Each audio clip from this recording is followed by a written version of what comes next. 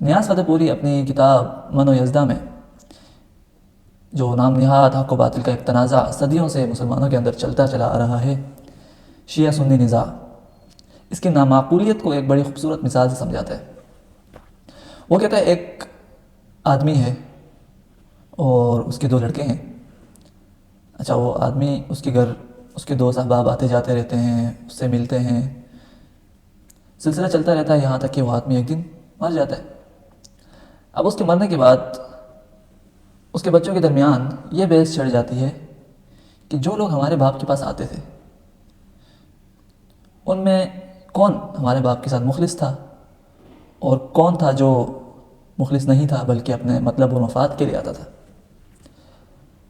اور اس بحث کو لے کر وہ اتنا آگے چلے جاتے ہیں کہ وہ ایک دوسرے کے خون کے پیاسے ہو جاتے ہیں، اور باپ کی جو اصل تعلیمات تھی، باپ نے جو انہیں اصل ورثہ دیا تھا، اسے بالکل فراموش کر دیتے ہیں۔ بالکل یہی مثال شیعہ سنی نزاع کی بھی ہے، یعنی مسلمانوں کے 2 فریق صدیوں سے صرف اس بات پر لڑتے چلے آ رہے ہیں کہ نبی کریم کے بعد ان کی جو صحابت ہے وہ ان کے ساتھ کتنے مخلص تھے، اور کون تھے جو مخلص تھے اور کون تھے جو مخلص نہیں تھے۔ اس بحث پر آپس میں لڑائیاں ہوئی، خون بہایا گیا، ایک دوسرے کو قتل کیا گیا اور نفرتیں پالی گئی۔ کیا یہ بحث اتنی ضروری تھی؟ کیا اسلام کے اندر ایسے کسی نزاع کی گنجائش موجود ہے؟ کیونکہ اسلام کی جو اصل تعلیمات ہیں وہ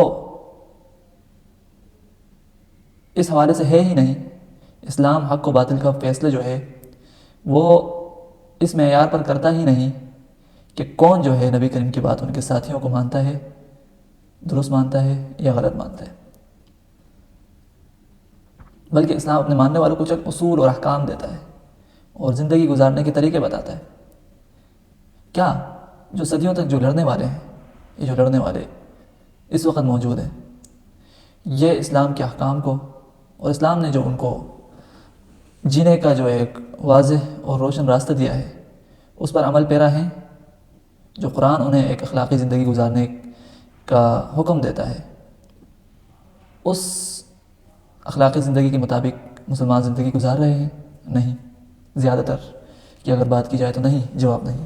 لیکن یہی وہ مسلمان ہیں جو صحابہ کرام کے مسئلوں کو لے کر 2 جتھوں میں بٹ گئے ہیں اور آپس میں صدیوں سے لڑ رہے ہیں، خون بہا رہے ہیں اور ایک دوسرے پر کفر کے فتوے لگا رہے ہیں۔